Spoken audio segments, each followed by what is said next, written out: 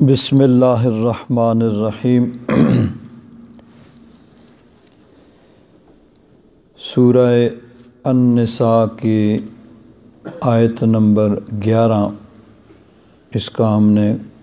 گزشتہ درس میں ترجمہ کیا تھا لیکن وہ مکمل نہیں ہوا، اس کو ہم دوبارہ دیکھیں گے۔ اس رکوع کے اندر وراثت کا بیان ہے کہ جب کوئی آدمی فوت ہو جائے تو اس کی وراثت کس طرح تقسیم ہوگی، کس کو کتنا کتنا حصہ ملے گا۔ اب اس کے بارے میں اگر لوگوں سے پوچھا جائے تو ہر آدمی اپنا اپنا خیال ظاہر کرے گا کہ میرا خیال ہے ایسے ہونا چاہیے، میرا خیال ہے ایسے ہونا چاہیے۔ ہر آدمی کی اپنی اپنی سوچ ہوتی ہے، تو وہ یہ کہے گا اتنا اس کا، اتنا اس کا، یعنی وہ اپنے اپنے خیال کے مطابق ہر آدمی سوچے گا۔ اللہ تبارک و تعالیٰ نے حقیقی حکمتیں تو اللہ تعالیٰ جانتا ہے کہ اس کی کیا ہے، لیکن ظاہری حکمتیں جو ہیں وہ بھی علماء نے بیان کی ہیں۔ حضرت پیر کرم شاہ صاحب رحمۃ اللہ تعالیٰ علیہ اس آیہ مبارکہ آیت نمبر 11 جو ہے، دوسرے رکوع کی پہلی آیت جو ہے، اس کی تفسیر میں فرماتے ہیں کہ اسلام نے صحت مند معاشرے کو معرض وجود میں لانے کے لیے کنبہ کو بڑی اہمیت دی ہے اور اس کے افراد کے مفاد کو یوں ایک دوسرے سے وابستہ کر دیا ہے کہ محبت و قرابت کا باہمی رشتہ کبھی ٹوٹنے نہ پائے۔ اس کے لیے جو وسائل اختیار کیے ہیں انہی میں سے ایک نظام میراث بھی ہے، یعنی یہ میراث کا جو سسٹم قائم کیا ہے اس کے پیچھے بھی یہی اصول مد نظر رکھا گیا ہے کہ خاندان اور کنبہ جو ہے اس کی باہمی آپس میں قرابت بڑھے۔ فرماتے ہیں زندگی میں اگر کنبہ کا کوئی فرد افلاس و غربت کا شکار ہو جائے تو دوسرے افراد پر اس کے نفقہ کو فرض قرار دیا۔ اسی طرح موت کے بعد متوفی کے قریبی رشتہ داروں میں اس کی جائیداد کو تقسیم کرنے کا حکم دیا تاکہ زندگی اور موت میں کنبہ کا مفاد یوں باہم پیوستہ رہے کہ جدائی کا خیال ہی اس میں راہ نہ پا سکے۔ اب آگے یہ فرماتے ہیں کہ ظاہر بات ہے کہ ہر آدمی اپنے سوچ کے مطابق، اپنے ذہن کے مطابق سوچتا ہے، تو اسلام کا جو نظام وراثت ہے اس میں چند چیزوں کو مد نظر رکھا گیا ہے۔ ایک ہے قرابت، کہ نسبی اعتبار سے کون متوفی یعنی فوت ہونے والے کے زیادہ قریب ہے، جو زیادہ قریب ہے اس کو اس کی وراثت سے حصہ ملنا چاہیے۔ پھر ضرورت کو مد نظر رکھا گیا کہ کس کو کتنی ضرورت ہے۔ اب ماں باپ بھی قریب ہوتے ہیں، اولاد بھی قریب ہوتی ہے، بہن بھائی بھی قریب ہوتے ہیں،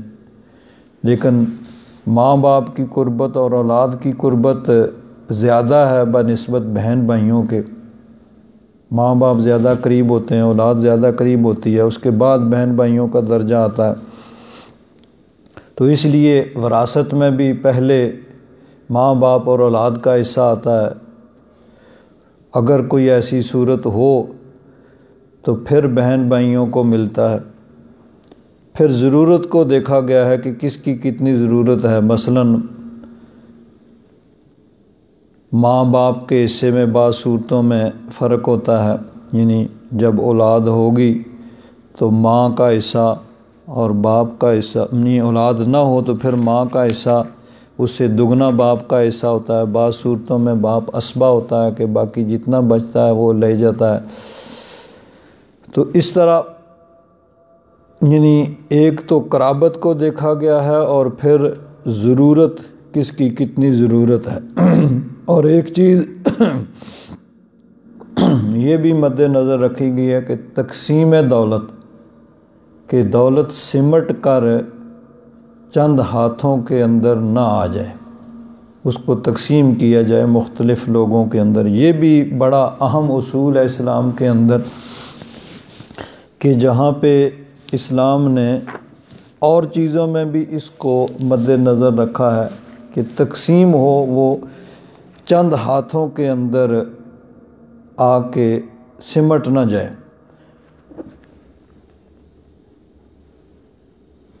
اس چیز کو اللہ تبارک و تعالیٰ نے جہاں پہ مال غنیمت کو تقسیم کرنے کا حکم دیا، اس میں بھی سورہ حشر میں اللہ تبارک و تعالیٰ نے فرمایا کہ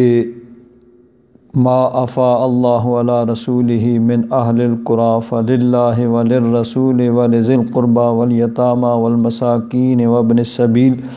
یہ سب کو مطلب ایسا کئی لا یکون دولتم بین الاغنیاء منکم،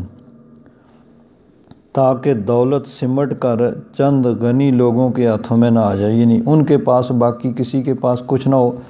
اس چیز کو اسلام نے اس سے بھی یعنی بچانے کی کوشش اس میں یہ بھی ہے کہ جس طرح پہلے ہوتا تھا کہ کوئی آدمی فوت ہو جاتا تو طاقتور ہوتے جو وہ اس کی جائیداد پہ قبضہ کر لیتے، کمزوروں کو، عورتوں کو، بچوں کو اس میں سے کوئی حصہ نہیں دیا جاتا تھا۔ تو ان چیزوں کو مد نظر رکھتے ہوئے اسلام نے وراثت کی تقسیم کا اصول مقرر کیا ہے۔ اب چاہے وہ کسی کی سمجھ میں آئے یا نہ آئے، یا کسی کے مزاج کے خلاف ہو، اگر کوئی سمجھتا ہے کہ یہ درست نہیں ہے تو اس کی سوچ کی، فکر کی غلطی ہے، عقل جو ہوتی ہے۔ اب دیکھیے دنیا میں جو بھی قانون بنایا جاتا ہے اس میں بنانے والے خاص طور پر اپنا مفاد، اپنی پارٹی کا، جماعت کا، ملک کا، اس طرح کے مفادات یعنی وہ مد نظر ہوتے ہیں کہ جو لوگ قانون بنانے والے ہوتے ہیں وہ وقتی فوائد کو دیکھتے ہیں، اپنے مفادات کو دیکھتے ہیں، ان کو دیکھ کے قانون بناتے ہیں۔ لیکن اللہ تبارک و تعالیٰ کی طرف سے جو قانون بنایا گیا ہے وہ اجتماعی اور دائمی مفادات کو مد نظر رکھا گیا ہے، چاہے وقتی طور پر وہ کسی کے خلاف ہو یا کسی کی سمجھ میں نہ آئے، کسی کے مزاج کے خلاف ہو، لیکن بہرحال درست وہی ہے جو اللہ تبارک و تعالیٰ اور اس کے رسول نے مقرر کیا ہے۔ تو اللہ تبارک و تعالیٰ نے ارشاد فرمایا یوصیکم اللہ فی اولادکم، اللہ تبارک و تعالیٰ تمہیں وصیت فرماتا ہے، یعنی حکم دیتا ہے اولاد کے بارے میں، یعنی ان کے اندر میراث کی تقسیم کے بارے میں۔ للذکر مثل حظ الانثیین، مرد یہاں مراد بیٹا ہے، لڑکا ہے، اس کو دو لڑکیوں، دو عورتوں کے برابر حصہ ملے گا۔ اب اس پہ بہت اعتراض ہوتا ہے، لیکن بہرحال اللہ تبارک و تعالیٰ نے جو مقرر فرمایا اس میں حکمتیں ہیں، اور حکمتیں وہی جانتا ہے۔ ظاہری حکمتیں جو ہیں کہ ضرورت کو بھی مد نظر رکھا جاتا ہے۔ تو بہرحال اللہ تبارک و تعالیٰ نے فرمایا للذکر مثل حظ الانثیین، مرد کے لیے یعنی لڑکے کے لیے دو حصے ہوں گے، یا دو عورتوں کے برابر، دو لڑکیوں کے برابر حصہ ہوگا۔ فَإِن كُنَّ نِسَاءً، اب عام طور پر یہی ہوتا ہے کہ وارث جو ہوتی ہے وہ اولاد ہوتی ہے، اولاد میں بیٹے بھی ہوتے ہیں، بیٹیاں بھی ہوتی ہیں، تو ان میں وراثت اس اصول کے مطابق تقسیم ہوگی کہ جتنا حصہ ایک لڑکی کو ملے گا اس سے دگنا لڑکے کو ملے گا۔ ایک لڑکا اور ایک لڑکی ہوں تو اس حساب سے مثلا جتنے بھی زیادہ ہوں گے، مثلا دو لڑکیاں ایک لڑکا ہے تو ان دونوں کے برابر لڑکے کو ملے گا۔ 2 لڑکے اور 4 لڑکیاں ہیں تو 4 لڑکیوں کا جتنا حصہ ہوگا 2 کا اتنا حصہ ہو جائے گا۔ یہ اب اگر اس کی اولاد میں صرف عورتیں ہوں، فَإِن كُنَّ نِسَاءً، اگر اولاد میں صرف بیٹیاں ہی ہوں، فوق اثنتین، 2 سے زیادہ، فَلَهُنَّ ثُلُثَا مَا تَرَکَ، تو ان کو 2 ثلث 2/3 ملیں گے اس کے ترکہ میں سے، جو کچھ اس نے چھوڑا ہے 2/3 یعنی 2/3، 2/3 ان کو ملے گا 2 سے زیادہ ہوں۔ وَإِن كَانَتْ وَاحِدَةً فَلَهَا النِّصْفُ، اگر ایک ہی لڑکی اس کی وارث ہو رہی ہے اور کوئی نہیں ہے، یعنی نہ کوئی بیٹا ہے نہ بیٹی ہے، ایک صرف بیٹی ہے، تو اس کو نصف ملے گا، آدھا۔ تو اب اگر ایک لڑکی صرف وارث ہے تو اس کو نصف ملے گا، تو صرف ایک ہی بیٹا وارث ہو تو پھر پورا لے جائے گا، کیونکہ لڑکے کا حصہ لڑکی سے دگنا ہے۔ تو اگر صرف ایک ہی بیٹا وارث ہے تو وہ تنہا جتنا بچے گا وہ سب کا سب اس کو ملے گا وراثت میں سے، اور ایک ہی بیٹی وارث ہے تو اس کا آدھا ہوگا، کیونکہ اللہ تعالیٰ نے فرمایا للذکر مثل حظ الانثیین، کہ لڑکے کے لیے 2 لڑکیوں کے برابر حصہ ہوگا۔ اب اگر ایک لڑکی ہے تو اس کو آدھا ملے گا، لڑکا ایک ہے تو اس کو پورا ملے گا، زیادہ ہیں لڑکے اور لڑکیاں تو اسی اصول کے مطابق ان میں تقسیم ہوگا۔ اگر صرف بیٹیاں ہی ہوں تو یہاں 2 صورتیں بیان فرمائیں کہ ایک بیٹی ہے تو اس کو نصف ملے گا، 2 سے زیادہ ہوں تو ان کو 2 ثلث ملیں گے۔ تو اب 2 ہوں اس کا حکم یہاں بیان نہیں ہے، تو اس کو پھر علماء نے فقہاء نے قیاس کر کے کہا ہے کہ 2 ہوں یا 2 سے زیادہ ہوں ان کو 2/3 ملے گا۔ اگر 2 ہیں تو 1/3 ایک کا ہوگا، 1/3 یعنی 1/3 ایک کو ملے گا، 1/3 دوسری کو ملے گا، اور زیادہ ہیں تو پھر وہ 2/3 ان میں تقسیم کیا جائے گا، 3 ہوں 4 ہوں 5 ہوں، یعنی صرف لڑکیاں ہی ہوں بیٹیاں ہوں تو وہ 2/3 ان کے اندر تقسیم کیا جائے گا، جتنا جتنا حصہ ان کا بنے گا۔ اب اس صورت میں پھر رہ جائے گا، ایک بیٹی ہے تو آدھا اس نے لیا اور باقی آدھا بچ گیا، اس میں پھر دیکھا جائے گا کہ اگر ماں باپ ہیں تو باپ اس صورت میں اسبہ ہوتا ہے، باپ کو ملے گا۔ اگر ماں باپ نہیں ہیں، بہن بھائی ہیں تو ان کو حصہ ملے گا، وہ بھی نہیں ہیں تو پھر دور کے رشتہ دار، یعنی اس طرح درجہ بدرجہ پھر جن کو عام صورتوں میں نہیں ملتا ہے ان کو بھی حصہ اس میں ملے گا۔ باپ نہیں ہے تو دادا موجود ہے تو دادا وہ بھی اسبہ بن جاتا ہے، وہ سارا لے جائے گا۔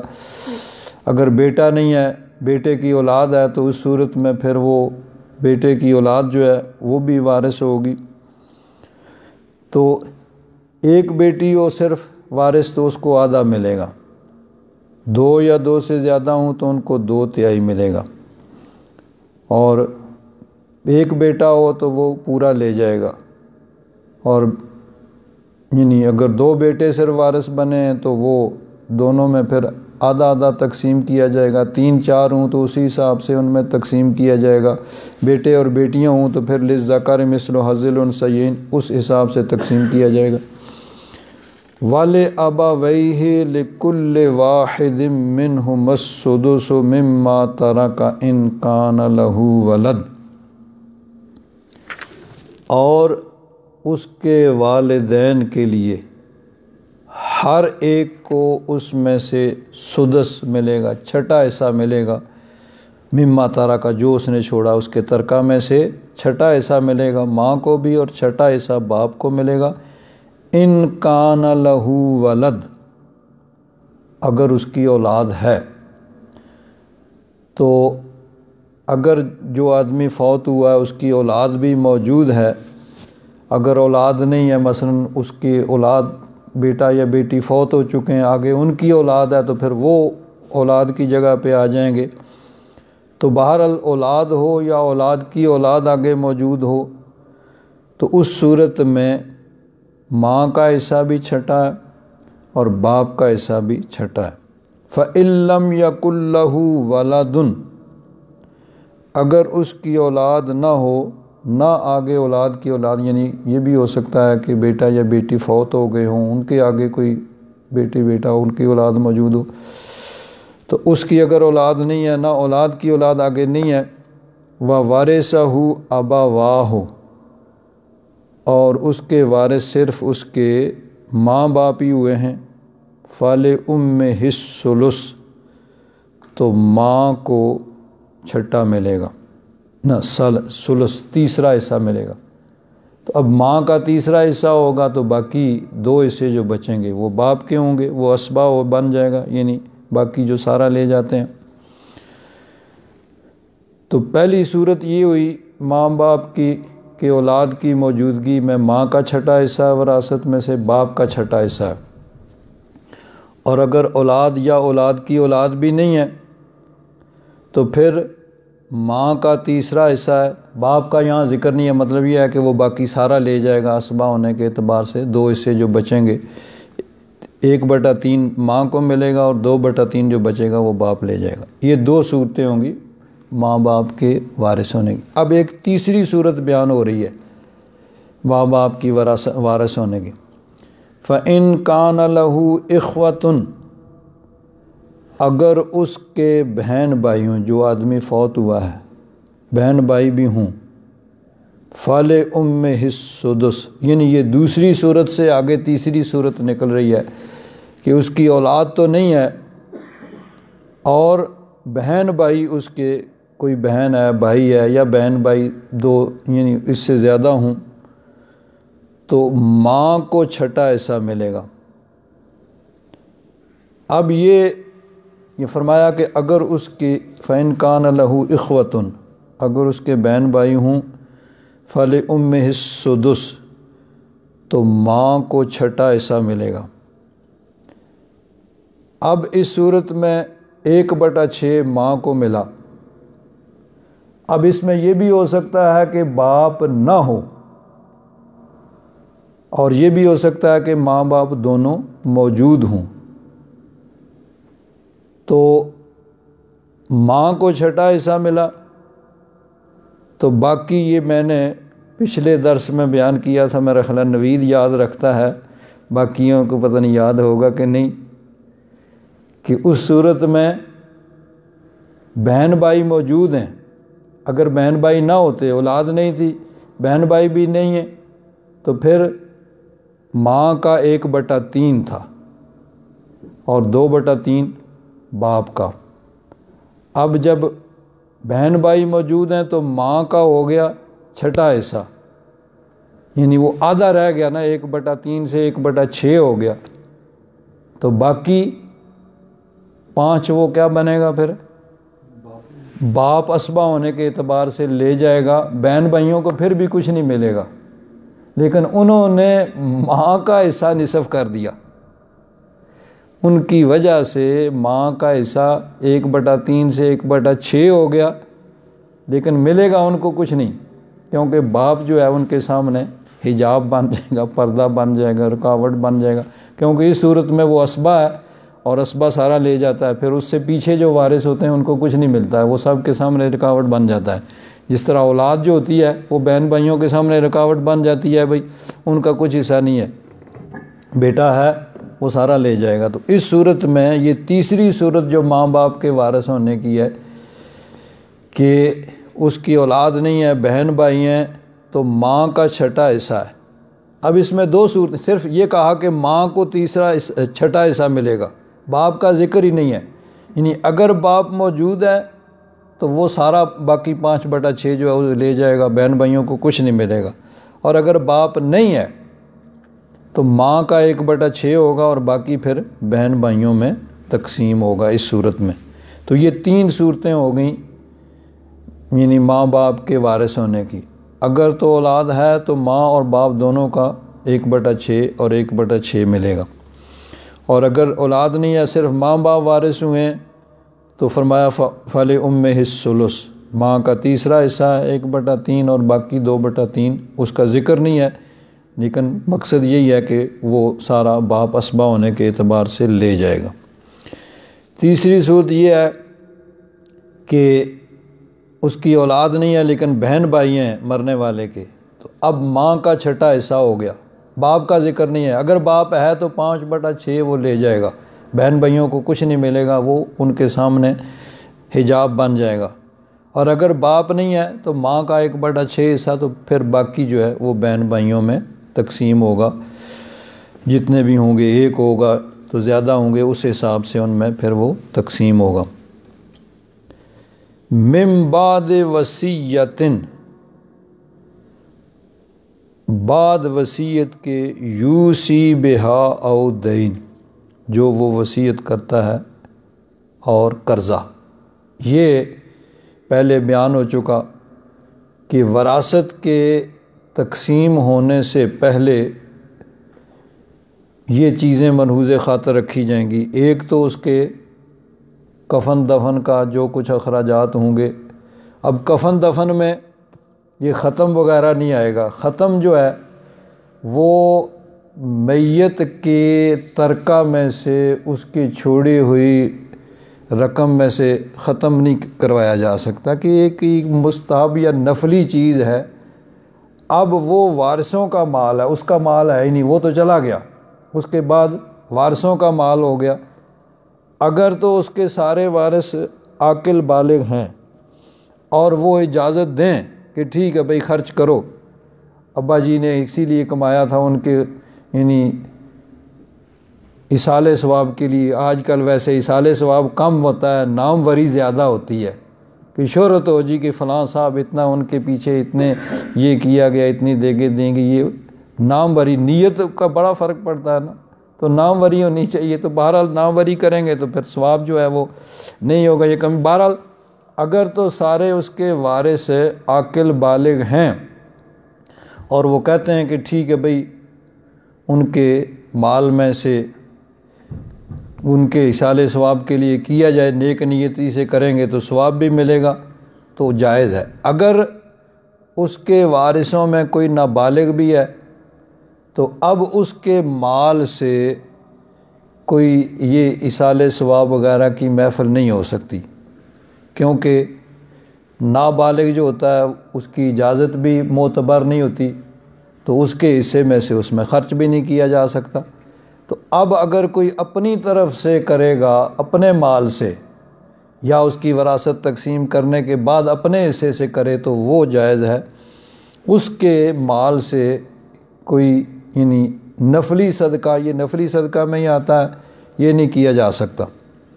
وہ اسی صورت میں ہو سکتا ہے کہ سب عاقل بالغ ہوں اور وہ سب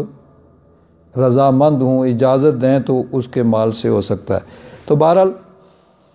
سب سے پہلی چیز تو ہے جو ضروری ہے، اس کے کفن دفن کے اخراجات، وہ ضروری اس کے مال سے کیے جائیں گے۔ پھر قرضہ دیکھا جائے گا، اگر اس کے ذمہ کوئی قرضہ ہے تو وہ اس کے مال سے ادا کیا جائے گا۔ پھر اگر اس نے وہ کوئی وصیت کی ہے تو وصیت تہائی تک نافذ ہوتی ہے، یعنی کفن دفن کے اخراجات، قرضے کے اخراجات وہ کل سے نکالے جائیں گے۔ باقی جو بچے گا اس میں 1/3 تک وصیت نافذ ہوگی، کسی کو میرے مرنے کے بعد فلاں کو اتنا دے دو، فلاں کو اتنا دے دو، تو وہ 1/3 تک نافذ ہوگی۔ اس سے زیادہ اگر وصیت ہے تو وہ نہیں، 1/3، باقی 2/3 پھر وارثوں کا حصہ ہے۔ اب پھر وہ وراثت تقسیم ہوگی۔ یہ 3 چیزوں کے بعد کفن دفن کے اخراجات اور اس کا قرضہ، قرضے میں فقہاء نے حق مہر کی رقم بھی لکھی ہے اگر وہ ادا نہیں کی ہے، اور وصیت وہ 1/3 سے کم اگر ہے تو ٹھیک ہے، 1/3 سے زیادہ ہے تو 1/3 تک نافذ ہوگی، زیادہ نہیں۔ تو اللہ تبارک و تعالیٰ نے فرمایا، یہ اس سے بیان کرنے کے بعد من بعد وصیت، وصیت پورا کرنے کے بعد، یعنی وہ اس کی یوسی بہا، جس کی وہ وصیت کرتا ہے، او دین، یا قرض ادا کرنے کے بعد جو اس کے ذمہ ہو، فریضۃ من اللہ، یہ اچھا یوسی بہا آباؤکم و ابناؤکم، تمہارے ماں باپ اور تمہاری اولاد، لا تدرون ایہم اقرب لکم نفعا، تم اپنے طور پر نہیں جانتے کہ ان میں سے زیادہ تمہیں کون نفع پہنچانے والا ہے، کون نفع آور زیادہ ہے۔ انسان اپنے ذہن کے مطابق سوچتا ہے، یہ اللہ تعالیٰ جانتا ہے کہ ان میں سے کون اس کے لیے زیادہ فائدہ مند ہے، قبر میں، حشر میں یا دنیا میں کون کس کے لیے زیادہ فائدہ مند ہے، یہ اللہ تبارک و تعالیٰ بہتر جانتا ہے۔ مطلب یہ ہے کہ جو اسے اللہ تعالیٰ نے مقرر کیے ہیں اسی کے مطابق وراثت تقسیم ہوگی۔ تم اپنے سوچ خیال کے مطابق نہیں کر سکتے، بھئی یہ تو درست نہیں ہے، ایسے ہونا چاہیے، ایسے درست نہیں ہے، ایسے ہونا چاہیے۔ انسان کی سوچ وقتی ہوتی ہے، وہ وقتی کسی وقت کچھ سوچتا ہے، کسی وقت حالات کے مطابق وہ اس کی سوچ بدلتی رہتی ہے، اور اللہ تبارک و تعالیٰ نے جو کچھ فرمایا ہے وہ ساری چیزوں کو مد نظر رکھا گیا ہے، اس میں ہر چیز کو، اور بہت سی چیزیں جو جہاں تک انسان کی وہم و گمان بھی نہیں پہنچتا۔ بہرحال اللہ تبارک و تعالیٰ نے جو کچھ فرمایا اس میں حکمتیں ہیں، چاہے وہ ہماری سمجھ میں آئیں یا نہ آئیں۔ تو اللہ تعالیٰ نے فرمایا آباؤکم و ابناؤکم، تمہارے ماں باپ اور تمہاری اولاد، لا تدرون ایہم اقرب لکم نفع، تم نہیں جانتے کہ تم ان میں سے کون تمہیں زیادہ نفع دینے والا۔ فریضۃ من اللہ، یہ اللہ تبارک و تعالیٰ کی طرف سے ایک مقرر کیا گیا ہے حصہ۔ ان اللہ کان علیما حکیما، بے شک اللہ تبارک و تعالیٰ جاننے والا اور حکمتوں والا ہے، دانا ہے، وہ بہتر جانتا ہے کہ کس طرح کیا حکم دینا ہے۔ اب اس میں وراثت کا جو ہے وہ اولاد کا ذکر ہے، ان کا حصہ، اور ماں باپ کے حصے کا ذکر ہے۔ اگر تو یعنی بیٹا بھی موجود ہے تو بیٹے کی موجودگی میں بہن بھائیوں کے سامنے وہ حجاب بن جاتا ہے، ان کا حصہ پھر کوئی نہیں رہتا۔ بیٹا نہیں ہے تو اس صورت میں پھر بہن بھائیوں کا حصہ ہوتا ہے، وہ تھوڑا ہو یا زیادہ ہو، یعنی ایک بیٹی کو نصف ملے گا، دو یا دو سے زیادہ ان کو 2/3 ملے گا، پھر بھی 1/3 بچ جائے گا، تو وہ بہن بھائیوں میں تقسیم ہو جائے گا۔ یہ یعنی ہر آدمی کا الگ الگ ہوتا ہے کہ وہ کتنا ترکہ چھوڑ کے جا رہا ہے۔ بہرحال ماں باپ کا حصہ بیان ہوا، اولاد کا حصہ اور بہن بھائیوں کا ذکر ہوا، یعنی وہ بھی ایک صورت میں وارث ہو سکتے ہیں، ان کو بھی وراثت میں سے حصہ مل سکتا ہے۔ میرے نال اتنے ایک بندہ خدا اتفاق جہدے بھن بھائی بھی سارے مر گئے، ماں باپ بھی مر گئے، وہ باقی جا مکان ہے، وہ جائیداد ہے، اس نے میں پوچھا تو وہ کہتا میں وصیت کرن چلیا کہ نہ میری بھن ہے، نہ میری بچی ہے، نہ بچہ ہے، کوئی شے بھی نہیں رہی، جہاں ہوں جی وراثت بچے نہیں میری یہ جڑی ہے یہ میں ہوں گورنمنٹ نے دینی ہے یا دفاعی کاموں واسطے دینی، تو میں اب اس میں بھی یہ ہے کہ جب قریب کے وارث نہیں ہوں گے تو پھر اس کے دور کے جو وارث ہیں ان کو ملے گا۔ مثلاً اگر ماں باپ نہیں ہے تو دادا دادی، نانا نانی، عام طور پر تو کم ہوتا ہے کہ ماں باپ کی فوت ہونے سے بعد بھی، لیکن بعض صورتوں میں ہو سکتے ہیں، لیکن یہ ہو سکتا ہے کہ اگر اس کے ماں باپ نہیں ہے، اولاد نہیں ہے، بہن بھائی نہیں ہے، تو پھر کوئی چچا ہو سکتا ہے، ماموں ہو سکتا ہے، خالہ ہو سکتی ہے، پھوپھی ہو سکتی ہے، بھتیجا ہو سکتا ہے، اور اسی طرح بھتیجی ہو سکتی ہے، بھانجا ہو سکتا ہے، بھانجی ہو سکتی ہے، یہ لوگ وارث ہوں گے۔ اب اسی طرح اولاد کی آگے اولاد جو ہے وہ ہوں گے تو وہ تو بہرحال اولاد کی جگہ آ جاتے ہیں، وہ بھی قریبی وارث۔ اسی طرح اگر یہ بھی نہیں ہوں گے تو پھر اور آگے مثلا چچا کا بیٹا ہے، چچا کی بیٹی ہے، اسی طرح جو کزنز وہ آ جائیں گے، تو وارث بہرحال کوئی نہ کوئی تو ہوں گے، ان کو اس میں سے حصہ ملے گا۔ تو جب اس کا پھر یہی ہوگا کہ 1/3 تک اس کی جو ہے وصیت وہ نافذ ہوگی، 1/3 تک تو باقی جو ہے پھر وہ اگر قریب کے وارث نہیں ہیں تو دور کے وارث جو ہیں ان کو حصہ ملے گا، ان میں تقسیم ہوگا۔ تو شرعی اعتبار سے اب اگر اس نے کچھ لکھا بھی ہے وصیت وغیرہ تو وہ 1/3 میں ہی نافذ ہوگی، اور وہ جو ہے اس کا باقی حصہ جو ہے وہ قریب کے وارث نہیں ہے تو درجہ بدرجہ اس کے دور کے وارث دیکھے جائیں گے، حتیٰ کہ مطلب چچا کا بیٹا یا ماموں کا بیٹا، بیٹی بیٹا، اسی طرح پھوپھی خالہ کے، یہ بھی پھر ان کا بھی کسی صورت میں حصہ ہو سکتا ہے اگر کوئی قریب کا وارث نہیں ہے۔ تو اگر کوئی بھی نہیں ہے، کوئی دور کا رشتہ دار بھی نہیں ہے، تو پھر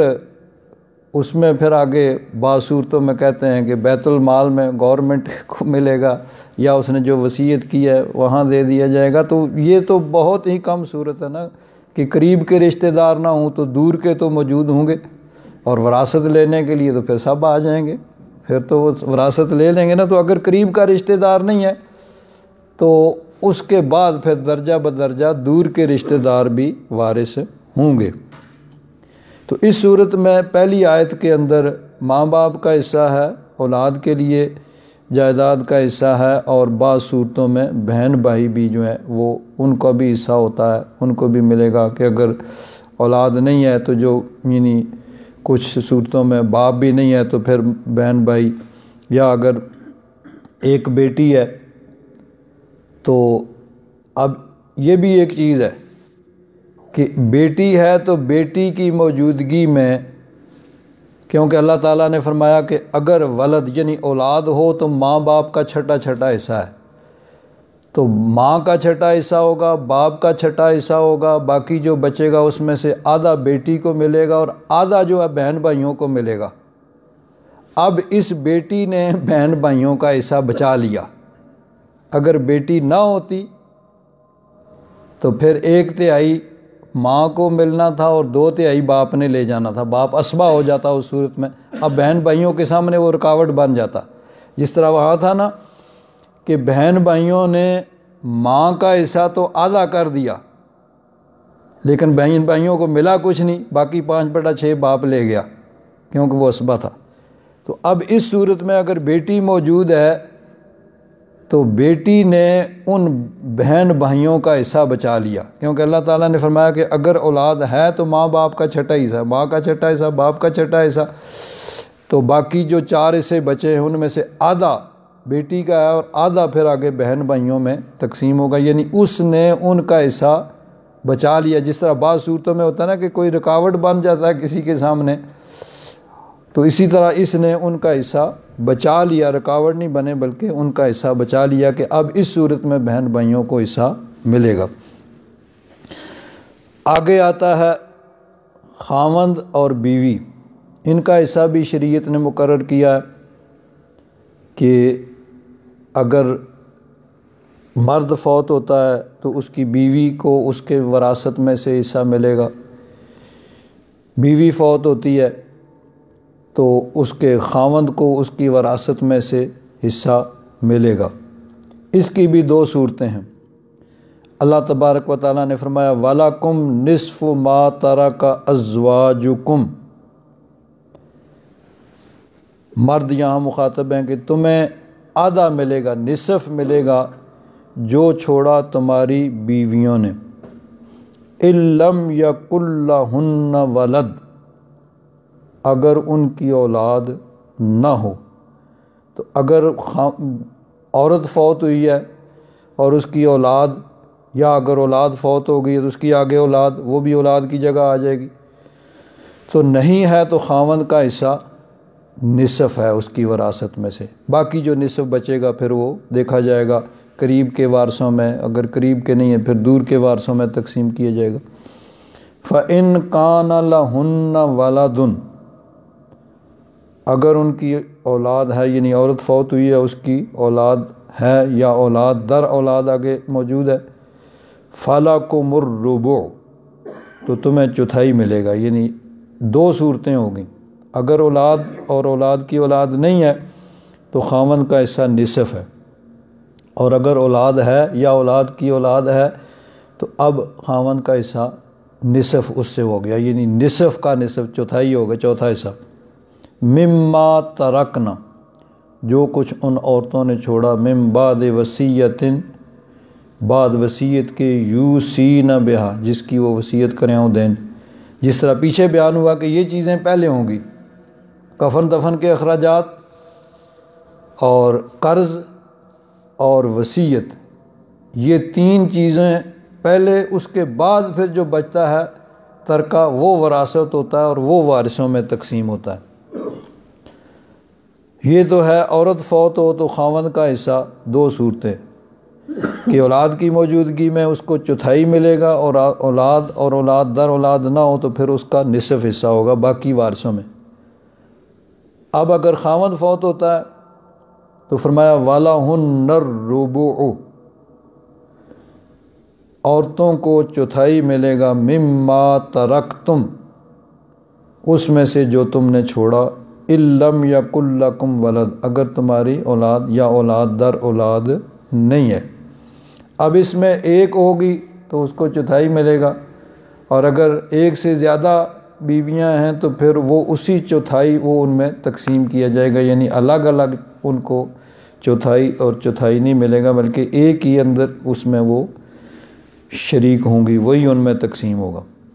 فَإِن كَانَ لَكُمْ وَلَدٌ، اور اگر تمہاری اولاد موجود ہے یا اولاد در اولاد موجود ہے، فَلَهُنَّ الثُّمُنُ، تو ان کا 8واں حصہ ہوگا، یعنی وہ چوتھے کا آدھا 8واں حصہ ہو جائے گا۔ مما ترکتم، جو تم نے چھوڑا، من بعد وصیت، وصیت کے بعد، توصون بہا او دین، یہ تم جو وصیت کرو گے یا اور قرضہ، یعنی وہی تین چیزیں پہلے۔ اب جس طرح یہ، اب دیکھیے یہ جو وراثت کا، فرائض کا، یہ جس طرح حدیث پاک گزشتہ درس میں بیان ہوئی تھی کہ بڑا اہم اور تہائی علم، بعض احادیث میں نصف علم اس کو فرمایا گیا، اور فرمایا کہ یہ وہ چیز ہے کہ جو سب سے پہلے بلائی جائے گی اور سب سے پہلے اٹھا لی جائے گی، اس کی طرف لوگوں کی توجہ نہیں ہوگی، اور ویسے بھی بڑا خشک موضوع ہے کہ میں بیان کر رہا ہوں اور نیند آ رہی ہے، بھئی کوئی اس میں اس خشکی کی وجہ سے سننے والوں کو نیند آ رہی، تو ویسے بھی تھوڑا سا اس میں توجہ رکھنے کی ضرورت ہوتی ہے۔ اور حافظوں کے اعتبار سے اگر دیکھا جائے تو اس اعتبار سے بھی یہ آیتیں بڑی مشکل ہیں، بہت زیادہ ان پہ محنت کرنی پڑتی ہے کہ ایک جیسے الفاظ جو آتے ہیں تو ان کو یاد کرنے کے لیے حافظوں کو بھی بہت زیادہ محنت کرنی پڑتی ہے۔ اگر تو کچھ ترجمہ وغیرہ اس طرف توجہ رکھی جائے پھر کچھ آسانی ہو جاتی ہے، اور اگر یہ بھی نہ ہو تو پھر بہت مشکل ہو جاتا ہے۔ وَلَكُمْ نِصْفُ مَا تَرَكَ أَزْوَاجُكُمْ إِن لَّمْ يَكُن لَّهُنَّ وَلَدٌ فَإِن كَانَ لَهُنَّ وَلَدٌ فَلَكُمُ الرُّبُعُ مِمَّا تَرَكْنَ مِن بَعْدِ وَصِيَّةٍ يُوصِينَ بِهَا أَوْ دَيْنٍ، تو آگے اسی طرح وَلَهُنَّ الرُّبُعُ، یہ بہت ہی مشکل ہے حفاظ کرام کے لیے ان کو یاد رکھنا۔ تو بہرحال یہ دوسری صورت، یعنی دو صورتیں ہیں میاں بیوی کے جائیداد کی، ایک دوسرے کے وارث ہونے کی، کہ عورت فوت ہوئی ہے اور اس کی اولاد ہے تو خاوند کا 1/4 ہے، اور اگر اولاد اور اولاد در اولاد بھی نہیں ہے تو خاوند کا نصف حصہ ہے، باقی حصہ وارثوں دوسروں کا۔ خاوند فوت ہوا ہے تو بیوی کا حصہ اولاد کی موجودگی میں 8واں ہے، اور اولاد در اولاد نہیں ہے تو پھر اس کا حصہ چوتھا ہے۔ سب کے ساتھ یہی یعنی شرط لگائی ہے کہ قرضہ وغیرہ اور وصیت وغیرہ اس کے بعد۔ اب آگے ایک اور صورت ہے کہ کوئی آدمی فوت ہوتا ہے، اس کے ماں باپ بھی فوت ہو چکے ہیں اور اولاد بھی نہیں ہے، تو اس کی وراثت پھر آگے اس کے بہن بھائی، یا جو اگر وہ بھی نہیں ہیں تو پھر دور کے رشتہ دار، یعنی قریب کے رشتہ دار نہیں ہیں تو دور کے رشتہ داروں میں تقسیم ہوگا۔ فرمایا وَإِن كَانَ رَجُلٌ يُورَثُ كَلَالَةً، اگر کوئی آدمی وارث بنایا جاتا ہے، یعنی اس کی وراثت تقسیم ہوتی ہے، کلالتاً او امراتن، یعنی مرد ہو یا عورت ہو، اب کلالہ کی 3 تفسیریں کی گئی ہیں۔ ایک یہ ہے کہ وہ آدمی جس کے ماں باپ فوت ہو چکے ہیں اور اس کی اولاد یا اولاد در اولاد بھی نہیں ہے وارث، دوسرے بہن بھائی اور دیگر لوگ اس کے وارث بنتے ہیں، اس کو کلالہ کہتے ہیں۔ بعض علماء نے کہا کہ ایسا شخص جس کے ماں باپ فوت ہو چکے ہیں اور اولاد بھی نہیں ہے اس کی وارث، تو جو لوگ اس کے وارث بنیں گے ان کو کلالہ کہا جاتا ہے۔ اور تیسرا قول یہ ہے کہ ایسے شخص کا جو ترکہ چھوڑ کے جا رہا ہے اس کو کلالہ کہتے ہیں، لیکن عام یہی کہا جاتا ہے کہ ایسا شخص جس کے ماں باپ فوت ہو چکے ہیں اور اس کی اولاد بھی نہیں ہے اس کی وارث بن رہی ہے، دیگر لوگ بہن بھائی اور دوسرے لوگ وارث بن رہے ہیں، اس کو کلالہ کہتے ہیں۔ تو فرمایا کہ اگر کوئی مرد یا عورت اس صورت میں فوت ہو جائے کہ ماں باپ بھی اس کے وارث نہیں، یعنی فوت ہو چکے ہیں، اولاد بھی نہیں ہے جو اس کی وارث ہو، تو فرمایا وَلَهُ أَخٌ أَوْ أُخْتٌ، اور اس کا کوئی بھائی ہے یا بہن ہے، فَلِكُلِّ وَاحِدٍ مِّنْهُمَ السُّدُسُ، تو ہر ایک کو اس میں سے چھٹا حصہ ملے گا، یعنی ایک بھائی ہے اس کا چھٹا حصہ ہوگا، 2 بھائی ہیں تو دونوں کو 1/6 اور 1/6 ملے گا، ایک بہن ہے اس کو 1/6 ملے گا، 2 بہنیں ہیں تو دونوں کو 1/6 اور 1/6 ملے گا۔ فَلِكُلِّ وَاحِدٍ مِّنْهُمَ السُّدُسُ فَإِنْ كَانُوا أَكْثَرَ مِنْ ذَلِكَ، اگر اس سے زیادہ ہوں، یعنی 3 بھائی ہوں، 3 بہنیں ہوں، یا 3 بھائی بہن ہوں، 4 ہوں، زیادہ یعنی 2 سے زیادہ بہن بھائی ہوں، اب اس میں برابر ہیں مرد اور عورت، یعنی اس میں فرق نہیں ہے، ایک بھائی ہے تو اس کا حصہ 1/6 ہے، بہن بھائی ہیں تو دونوں کا 1/6 1/6 ہے، 2 بھائی ہیں یا 2 بہنیں تو دونوں کو 1/6 1/6، اور اگر اس سے زیادہ ہوں، 2 سے زیادہ بہن بھائی ہوں، فَإِنْ كَانُوا أَكْثَرَ مِنْ ذَلِكَ فَهُمْ شُرَكَاءُ فِي الثُّلُثِ، تو ثلث میں یعنی تہائی میں وہ شریک ہوں گے، 2 تو ہوں گے تو وہ تو یعنی 1/6 اور 1/6 وہ ثلث بن جاتا ہے، 2 سے زیادہ ہے بہن بھائی تو وہ اسی تہائی 1/3 میں ہی پھر شریک ہوں گے، وہی ان میں تقسیم کیا جائے گا۔ من بعد وصیتین، اس میں بھی یہی شرط ہے کہ وصیت کے بعد یوصی بہا، جس کی وصیت کی جاتی ہے، او دین یا قرضہ، غیر مضار، جس میں کسی کو نقصان نہ پہنچایا جائے۔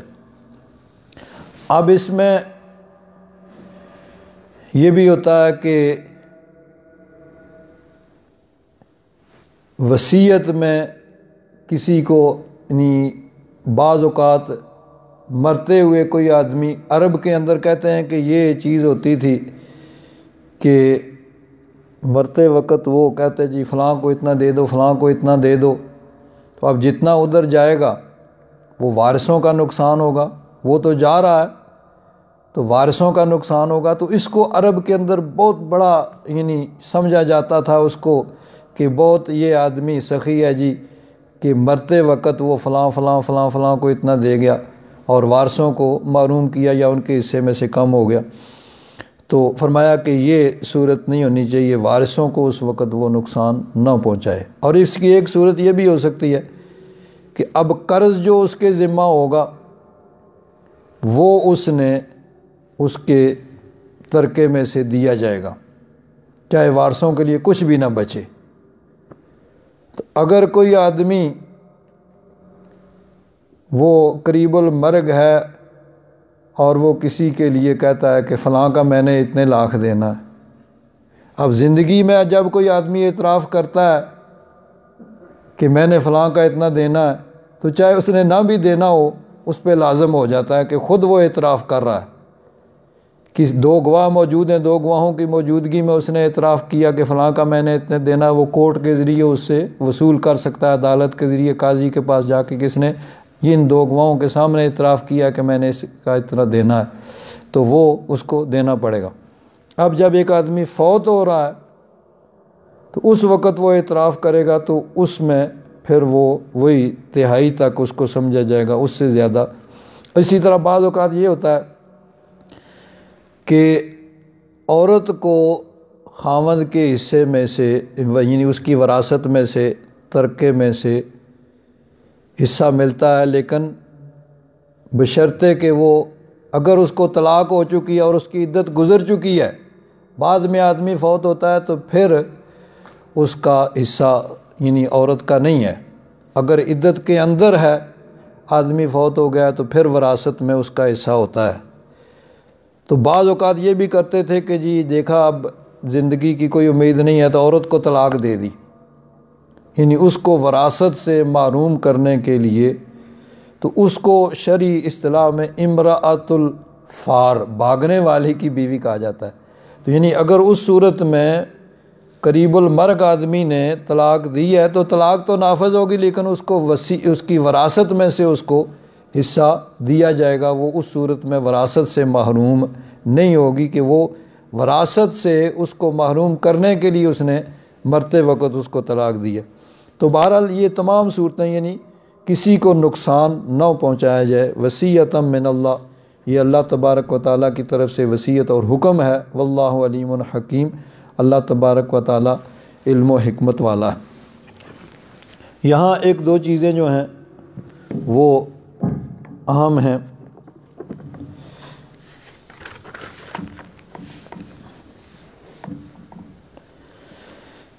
کہ وراثت میں پہلے حصہ بیان ہوا اولاد کا اور ماں باپ کا، کیونکہ ماں باپ کا اولاد کے ساتھ اور اولاد کا ماں باپ کے ساتھ وہ نسبی قرابت ہے اور بلا واسطہ ہے، درمیان میں کوئی واسطہ نہیں ہے۔ تو سب سے پہلے ان کا حصہ بیان ہوا، پھر خاوند اور بیوی کا ایک دوسرے کے ساتھ واسطہ اور تعلق ہے، وہ بھی بلا واسطہ ہے، لیکن وہ سبب کی وجہ سے ہے کہ نکاح کے سبب سے ایک دوسرے کے ساتھ ان کا تعلق اور واسطہ ہے۔ تو یہ تعلق اور واسطہ سببی ہو گیا، اس کو بعد میں بیان کیا۔ اب بہن بھائی جو ہیں ان کا آپس میں تعلق ماں باپ کے واسطہ سے ہوتا ہے۔ بہن بھائی کا آپس میں تعلق ماں باپ کے، یعنی وہ ان ماں باپ کے سبب کی وجہ سے، تو اس لیے ان کا حصہ جو ہے وہ بعد میں بیان ہوا۔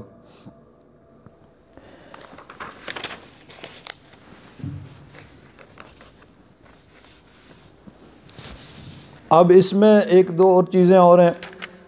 کہ اگر کوئی آدمی فوت ہوتا ہے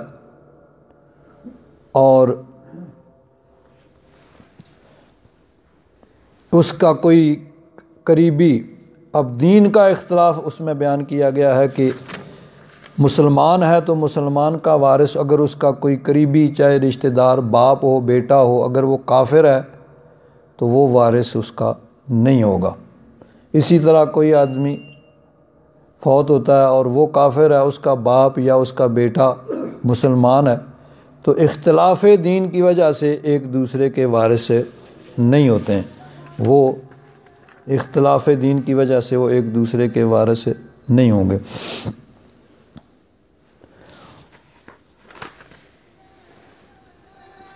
اور اگر یعنی یہ ضروری نہیں ہے کہ اسی ملک کے اندر ہوں، ملک سے باہر بھی وہ وارث ہوتے ہیں، جیسے آج کل دنیا امریکہ اور یورپ کے اندر ہے، اور پاکستان میں جو آدمی فوت ہوتا ہے تو اس کے وارث ہوتے ہیں، تو اس صورت میں بہرحال وہ اس کے وارث ہوں گے۔ اختلاف دین کی وجہ سے کہ دین اگر الگ الگ ہے تو وہ ایک دوسرے کے وارث نہیں ہوتے ہیں ان میں۔ اب اس کی تفسیر کے اندر حضرت پیر کرم شاہ صاحب رحمۃ اللہ تعالیٰ علیہ نے بڑی اہم بات بیان کی ہے۔ ایک تو یہی کہ فرمایا کہ وراثت کی تقسیم میں پہلے تین چیزیں جو ہیں ان کو دیکھا جائے گا۔ فرماتے ہیں شریعت اسلامیہ کا یہ حکم ہے کہ جب کوئی شخص فوت ہو جائے تو تجہیز و تکفین کے بعد سب سے پہلے اس کا قرض ادا کیا جائے گا، یعنی پہلی چیز اس کے تجہیز و تکفین جو خرچہ آئے گا اس کا قرض ادا کیا جائے گا، اس کے بعد وصیت پر عمل کیا جائے گا، یعنی وہ بھی تہائی مال تک نافذ ہوگی، اس سے زیادہ نہیں۔ آگے فرماتے ہیں کہ اہل عرب کا یہ دستور تھا کہ مرنے والا اپنی جائیداد کو ایسے لوگوں کے نام وصیت کر جاتا جس سے ان کا دور کا واسطہ بھی نہیں ہوتا تھا، اور اپنی اولاد کو محروم کر دیتا۔ اس فعل کو شرافت و سخاوت کا کمال شمار کیا جاتا۔ اللہ تبارک و تعالیٰ نے اس بے راہ روی کے انسداد کے لیے احکام وراثت نازل فرمائے اور تمام رشتہ داروں کے حصے مقرر کر دیے، اور ان میں رد و بدل اور کمی بیشی کرنے سے صاف الفاظ میں منع فرما دیا کہ وصیۃ من اللہ، یہ اللہ تعالیٰ کی طرف سے حکم ہے، اس میں تم اپنے سوچ اور فکر کے مطابق اس میں کوئی تبدیلی نہیں کر سکتے۔ آگے فرماتے ہیں لیکن بسا اوقات کوئی اجنبی یا غیر وارث رشتہ دار وارثوں سے کہیں بڑھ کر کسی کی خدمت کرتا ہے، اور وہ شخص اس کا معاوضہ اس شخص کو دینا چاہتا ہے، یعنی مرنے والا اس کا معاوضہ دینا چاہتا ہے، یا کسی کار خیر میں حصہ لینا چاہتا ہے، تو اس سے بھی اسے محروم نہیں کیا گیا، بلکہ جائیداد کے 1/3 حصہ میں اسے وصیت کرنے کا حق دیا گیا۔ قرآن حکیم میں وصیت کے لیے غیر مدار کی قید لگائی، اور نبی کریم صلی اللہ علیہ وسلم نے اس کی 1/3 حصہ جو ہے وہ مقرر کیا کہ اس کو، یعنی وصیت 1/3 تک نافذ ہوگی۔ اور ایک اور بڑا اہم اصول ہے کہ وارث کے لیے وصیت نہیں ہو سکتی، غیر وارث جس کا وراثت میں شرعی طور پر حصہ نہیں ہے اس کے لیے تو وصیت ہو سکتی ہے، اور وہ وصیت تہائی مال تک نافذ ہو سکتی ہے۔ مسجد کو دینے کے لیے، مدرسے کو، اسپتال کو، کہیں دینے کے لیے اس نے کہا،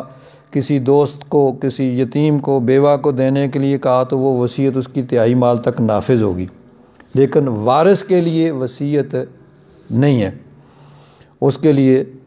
حدیث پاک ہے، ان اللہ اعطی کل ذی حق حقہ فلا وصیۃ لوارث، اللہ تعالیٰ نے ہر ایک کو اس کا حق دے دیا ہے، تو وارث کے لیے وصیت نہیں ہو سکتی، اس کا حصہ جو شریعت نے مقرر کیا ہے وہی اس کو ملے گا، یعنی وہ اس کے لیے وصیت نہیں ہوگی۔ اور ایک اور چیز، قاتل مقتول کی وراثت سے محروم ہوتا ہے۔ ایک آدمی نے کسی آدمی کو قتل کر دیا، اب ورثاء میں بھی وہی شامل ہے قاتل، اب وہ وراثت سے محروم ہو جائے گا۔ قتل کا مقدمہ الگ ہے کہ قاضی وہ کیا صورت اس کی بنے گی، اس کی سزا کی، اس کو اس کے بدلے میں قتل کیا جائے گا یا خون بہا ادا کیا جائے گا، یا کیا صورت بنتی ہے، وراثت میں بہرحال اس کا حصہ نہیں ہے۔ قاتل مقتول کی وراثت سے محروم ہو جاتا ہے، کہ جس نے، بعض اوقات یہ بھی ہو سکتا ہے کوئی اپنے بھائی کو قتل کر دے وراثت کے لیے، تو اس صورت میں وہ وراثت سے محروم ہو جاتا ہے۔ قاتل مقتول کی وراثت سے محروم ہوتا ہے، اور وارث کے لیے وصیت نہیں ہے، اس کو جو حصہ شریعت نے مقرر کیا ہے وہی اس کو ملے گا۔ تو اللہ تعالیٰ نے فرمایا وصیۃ من اللہ، یہ اللہ تبارک و تعالیٰ کی طرف سے حکم ہے، مقرر کردہ ہے۔ واللہ علیم حکیم، اللہ تبارک و تعالیٰ علیم حلیم، علم والا اور بردبار ہے۔ تلک حدود اللہ، یہ اللہ کی حدیں ہیں۔ ومن یطع اللہ ورسولہ یدخلہ جنات، جو اللہ اور اس کے رسول کی اطاعت کرے گا اللہ تبارک و تعالیٰ اسے جنتوں میں لے جائے گا، باغوں میں لے جائے گا، تجری من تحتہا الانہار، جن کے نیچے نہریں بہہ رہی ہیں، خالدین فیہا، وہ ہمیشہ ہمیشہ اس میں رہیں گے۔ وذالک الفوز العظیم، اور یہ بہت بڑی کامیابی ہے۔ ومن یعص اللہ ورسولہ، اور جس نے اللہ تبارک و تعالیٰ اور اس کے رسول کی نافرمانی کی، وَيَتَعَدَّ حُدُودَهُ، اور اس کی حدوں سے تجاوز کیا، يُدْخِلْهُ نَارًا، اللہ تبارک و تعالیٰ اسے آگ میں داخل فرمائے گا، خالداً فیہا، جس میں وہ ہمیشہ ہمیشہ رہے گا، وَلَهُ عَذَابٌ مُّہِینٌ، اور اس کے لیے ذلت والا عذاب ہے۔ اب دیکھیں یہ دو چیزیں اللہ تعالیٰ نے بیان فرمائی کہ جو اللہ رسول کی اطاعت کرے گا اس کے لیے جنت ہے، ہمیشہ اس میں رہیں گے، بہت بڑی کامیابی ہے، اور جو اس کی نافرمانی، اللہ رسول کی نافرمانی کریں گے، اس کے حدود سے تجاوز کریں گے، تو اللہ تعالیٰ اس کو جہنم میں داخل فرمائے گا، جس میں ہمیشہ ہمیشہ رہے گا، اس کی ذلت والا عذاب ہے۔ تو بیان فرمایا وراثت کا، تو مطلب یہ ہے کہ یہ اس کو غیر اہم نہ سمجھا جائے،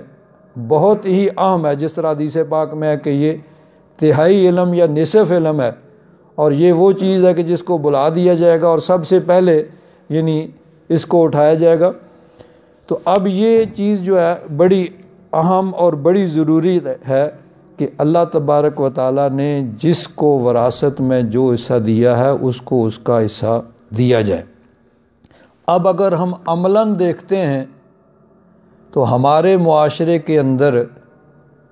عورتوں کو وراثت میں حصہ نہیں دیا جاتا، اس کے لیے مختلف طریقے استعمال کیے جاتے ہیں۔